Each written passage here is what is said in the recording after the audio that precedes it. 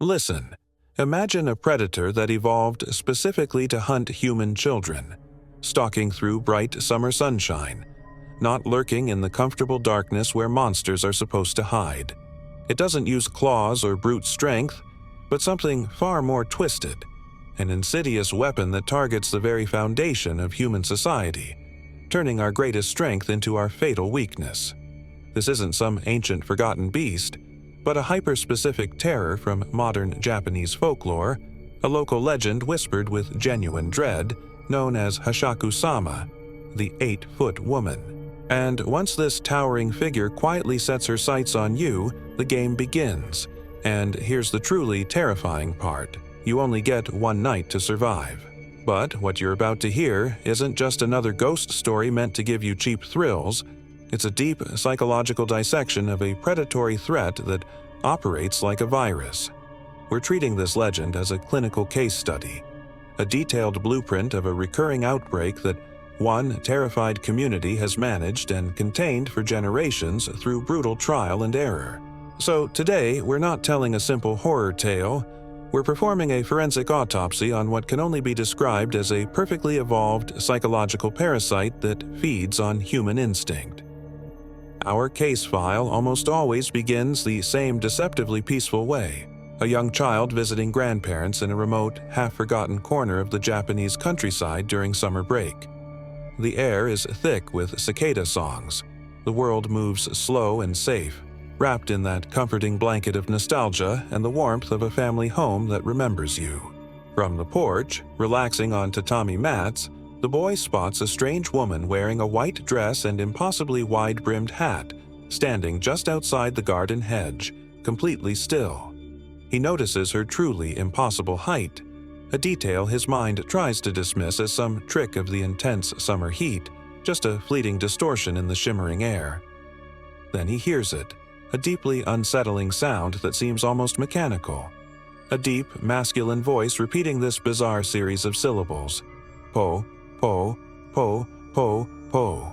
Later, inside the house, he casually mentions the unusually tall woman to his grandparents, and in that single moment, the entire peaceful atmosphere of the home completely shatters like glass. Color drains from their faces instantly. A cold silence descends on the room, a silence heavy with terrifying unspoken understanding of what just happened, what's been triggered. This isn't panicked fear of something unknown. This is absolute soul-crushing terror that only comes from recognizing an old familiar enemy, like seeing your cancer has returned. His grandfather's voice trembles as he asks the single most important, chilling question of the boy's entire life. Did she notice you were watching her? Did she see you? Without waiting for a detailed answer, the house is immediately thrown into strict lockdown, enacting a quarantine protocol clearly passed down through generations of painful experience and death. This is a grim, practiced procedure. Desperate actions taken with the cold efficiency of doctors battling a plague they know they cannot cure, only desperately attempt to contain. The boy is quickly sealed inside a single room, protected by bowls of purifying salt in all four corners and sacred paper charms called ofuda pasted across every window. The rules given are simple, direct, and absolutely unbreakable. You must not open the door before 7 in the morning. You must not look outside for any reason whatsoever. And most critically, you must not listen to anyone or anything you might hear from the other side of that door, no matter how familiar the voice sounds to you. As night deepens, the strange po-po-po sound returns, much closer this time, sometimes seeming to come from just outside the thin paper screen of the window itself. Then the ultimate psychological assault begins. He hears the gentle, loving voice of his own grandfather pleading with him to open the door, telling him everything is fine now, it's safe. This is not random, chaotic haunting. This is a meticulously planned and executed hunt, a recurring local outbreak this family knows how to manage but never how to defeat. To truly understand how you might survive an encounter with Hasshaku-sama, we must first deconstruct the chillingly effective way she actually hunts down her chosen prey like a specialist. Her methods aren't random acts of supernatural terror. They're a stunning masterclass in highly specialized, psychologically driven predatory evolution that exploits our deepest, hardwired human instincts. First, consider her hunting ground. Like a biological parasite, she appears completely bound to her host environment, which is always a rural, isolated community cut off from civilization. This profound isolation becomes her greatest weapon. It severely limits the victim's ability to simply flee and guarantees knowledge of her existence remains contained within the community's borders. Any stories that leak out from this closed system are easily dismissed by the skeptical outside world as nothing more than fanciful, superstitious folklore from backwards rural people. Next, analyze the infection mechanism. The terrifying process begins not with physical touch or violent attack, but with a simple, silent, chilling gaze. Just eye contact. The moment she sees you and you recognize her as something unnatural, you are marked. The hunt has officially begun, and the clock starts its final countdown on your life. Her targets are almost exclusively children or young adults, suggesting the parasite requires a host with strong life force, vibrant energy it can systematically drain and consume. The strange po-po-po sound she makes isn't just meaningless, creepy noise. It functions as a sonic weapon, a specific frequency designed to unsettle and destabilize the human mind.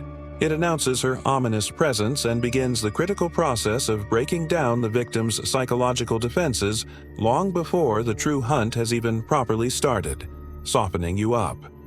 But her most sophisticated and terrifyingly effective weapon is without doubt her uncanny ability to perfectly replicate the voices of a victim's closest family members with flawless precision. This isn't just a cheap supernatural parlor trick, it's a highly evolved, predatory tactic that attacks the most fundamental sacred pillar of all human survival, which is trust. Consider that as children, our brains are neurologically hardwired to trust family voices. Those familiar sounds represent our shield, our safety, our absolute safe harbor from danger. By flawlessly mimicking the gentle, loving voice of a grandfather, caring mother, or trusted sibling, Hasshaku-sama performs a truly devastating act of complex psychological warfare against you. She effectively hijacks your entire trust network. She infiltrates the very system of safety your brain spent its entire life building and turns it against you with ruthless precision. She doesn't need to waste energy breaking down your door because she has a far more effective method of entry. She simply convinces you to open it yourself. This brutal exploitation of our deepest emotional bonds is nothing short of a psychological masterstroke, a tactic so cruel and effective it's almost impossible to defend against. Now that we understand the parasite's life cycle and hunting methods, we can properly deconstruct the community's desperate response, the meticulously designed quarantine protocol itself, their only defense.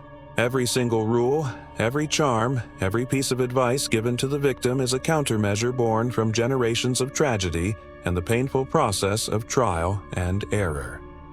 Let's first analyze the sealed room.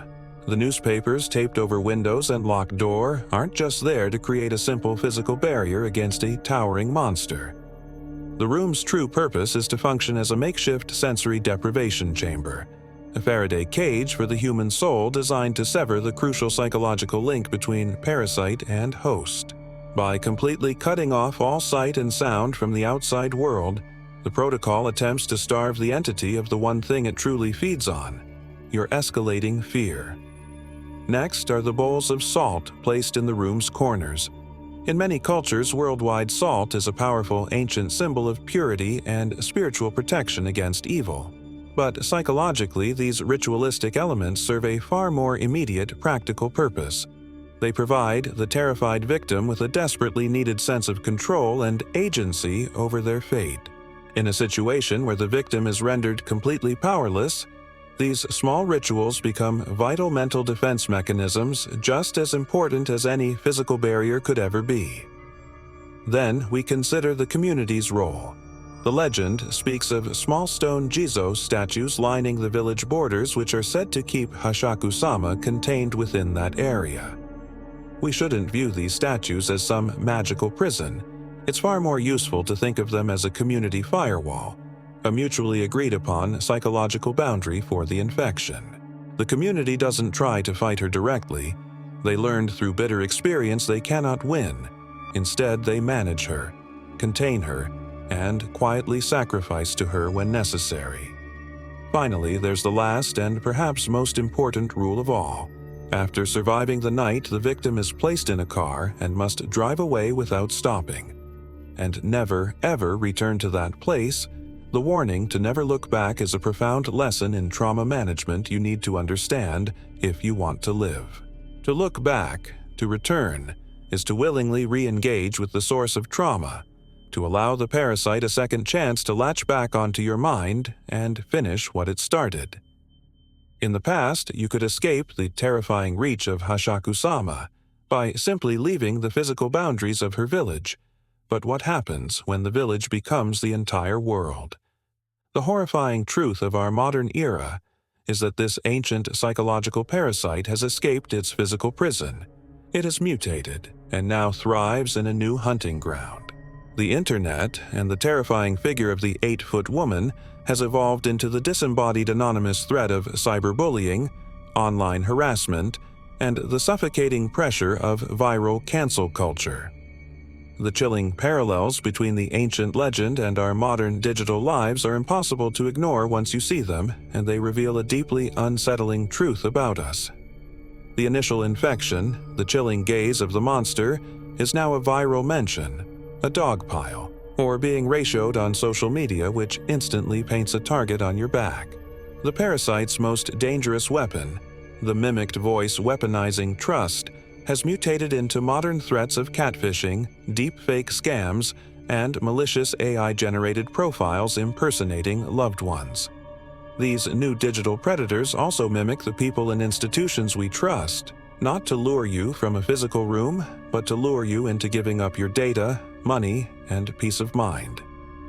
The desperate quarantine protocol, the sealed room, is now the modern, futile advice to simply log off or turn off your phone, as if that could ever silence the monster hunting you. Because the chilling, po-po-po sound continues echoing in your mind, manifesting as endless phantom vibrations of your phone and the relentless barrage of hateful notifications that never stop. The most terrifying mutation of all is this. In our hyper-connected digital world, there are no more borders. There are no Jizzo statues to protect you from the swarm anymore.